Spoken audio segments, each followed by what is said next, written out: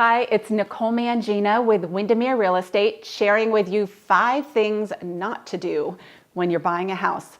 The first one is do not change your job. Even if you're thinking that you might not buy a house for another 6 months, ideally a lender wants to see 2 years of work history, in a perfect scenario with the same company, but definitely in the same industry. So if you're thinking you might want to start your own business or maybe switch from a W-2 employee over to being a contractor, do that after closing. It'll affect your loan if you do it ahead of time. Number 2, do not go out and buy a car, a boat, a van, any of those big toys that we all love to play with. It'll affect your debt to income ratio. And that's something that your lender really looks at very, very closely. You might be comfortable with a payment, but the lender might have a different opinion on how that stacks up.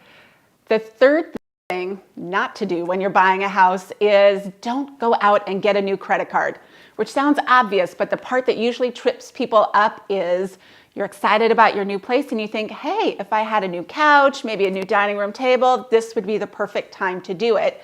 You go to the furniture store and they have those great offers, right? Hey, if you get our store credit card, you can have 10% off and no payments for 60 days. And you think, well, that's good. I close next week. This is perfect. I don't have a payment. It won't bother the lender. But you know what? That new credit card will show up, as will the loan balance. And it's the full loan balance because you haven't paid anything yet.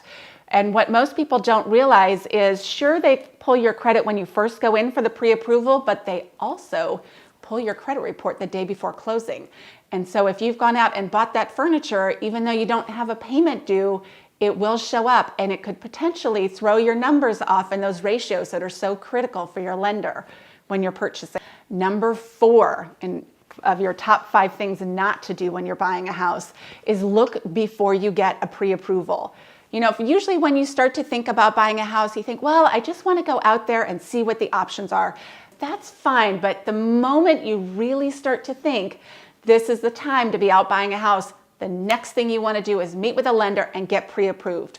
For a number of different reasons. There are a lot of loan options out there, and you really owe it to yourself to take the time to sit down and figure out the exact right one for you. Once you're under contract on a house, the clock is ticking and your options are really limited. And you know, there's the purchase price for the house, but really the part you need to care about is the monthly payment. That's the check you write every month. And when you're deciding between 2 houses and they're $50,000 apart, it's not, is it $50,000 apart? Is this payment versus this payment worth it?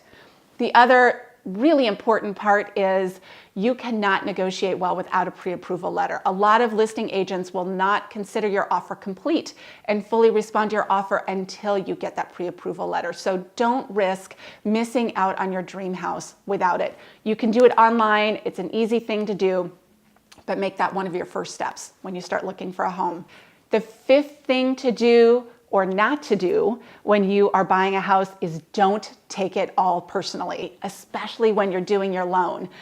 With the new lending regulations that have come out in the last few years, things are tighter than ever. You will have to document things that seem silly and ridiculous and arbitrary. Trust me, your lender has better things to do just like you do. If they didn't need it, they wouldn't ask you for it. But it has nothing to do with you. It's the hoops that everybody has to jump through. So have a sense of humor, get it to them as quickly as possible. Trust me, they don't want to have to ask you for it either. It's a hassle for them too. So know that it's not personal, it's just part of the process. So I hope that helped you today. 5 things not to do when you're buying a house. If you'd like more information on the local Seattle real estate market and the East Side neighborhoods, feel free to reach out and give me a call.